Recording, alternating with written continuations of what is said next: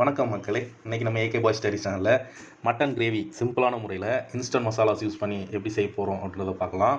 இந்த ஸ்டைலில் நீங்கள் கிரேவி வந்து ஈஸியாக செய்யலாம். காலையில் ஒரு இட்லிக்கு மட்டன் கிரேவி செய்யணும் அப்படின்றதுனாலும், இல்லை நம்ம வெளியூருக்கு போயிருப்போம், இல்லை வெளியில் தங்கி வேலை செஞ்சுட்டு இருப்போம், அந்த டைமில் போய் எல்லாம் மசாலா அரைச்சிட்டு மிக்ஸி தேடிட்டு உட்காந்துருக்க முடியாது. ஸோ கடையில் தான் இஞ்சி பூண்டு பேஸ்ட்டு இந்த மாதிரி மசாலாஸ்லாம் வாங்கி செய்வோம். ஸோ அந்த ஸ்டைலில் எப்படி செய்ய போகிறோன்றதை பார்க்கலாம். வாங்க ப்ராசஸ் எப்படின்னு பார்ப்போம். ஒரு கடாயில் 4 ஸ்பூன் ஆயில் சேர்த்து ஆயில் சூடானதும் ஒரு பிரிஞ்சி இலை, ஒரு ஜாதிபத்திரி, 2 பட்டை, ஒரு அன்னாசி பூ, ஒரு கொஞ்சம் கல்பாசி, அப்புறம் 2 ஏலக்காய், 3 கிராம்பு, 1/2 ஸ்பூன் சோம்பு, 1/2 ஸ்பூன் கடுகு, ஒரு கொத்து கருவேப்பிலை, இது எல்லாத்தையும் சேர்த்து கொஞ்சம் வதக்கலாம்.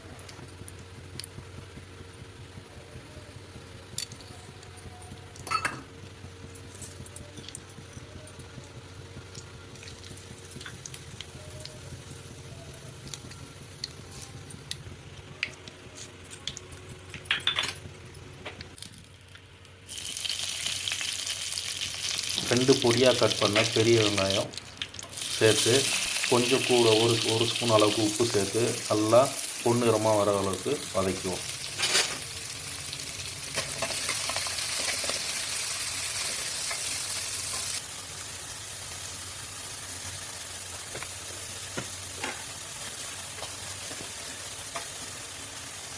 வெங்காயம் வதங்கணும். ஒரு பெரிய சைஸ் தக்காளி அப்படின்னா 2 சின்ன சைஸ் தக்காளி அதை சேர்த்து அதையும் நல்லா அந்த தோல் பிரிஞ்சு வர அளவுக்கு வதக்கி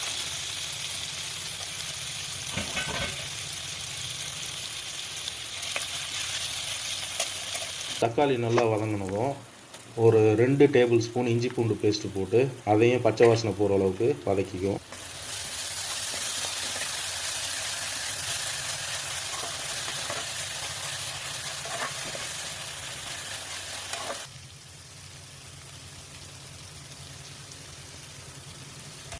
இஞ்சி பூண்டு பேஸ்ட்டு நல்லா வதங்கினதுக்கப்புறம் நம்ம ஆல்ரெடி வேக வச்சுருந்த 1 கிலோ மட்டன் அந்த கறியை எடுத்து அந்த தக்காளி வெங்காயம் இதோடு சேர்த்து அதையும் சேர்த்து ஒரு நிமிஷம் வதக்கிக்கலாம்.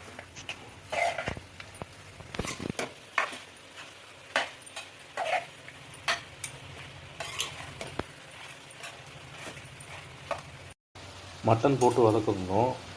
ஒரு 3 டேபிள் ஸ்பூன் நம்ம குழம்பு மிளகாத்தூள் வீட்டிலேயே அரைச்சி வச்சுருக்கோம் இல்லையா, அந்த குழம்பு மிளகாத்தூள், 1 ஸ்பூனு தனி மிளகாத்தூள் சேர்த்துக்கணும். சேர்த்து அதையும் நல்லா வதக்கிக்கலாம்.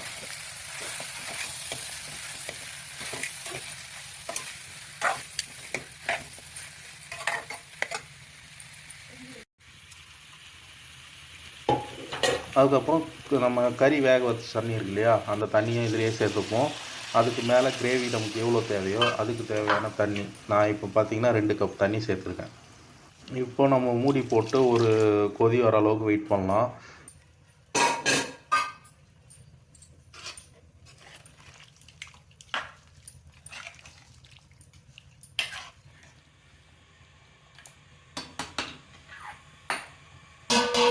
இந்த அளவுக்கு கொதித்து வந்ததுக்கப்புறம் நம்ம ஆச்சி மிளகாத்தூள், ஆச்சி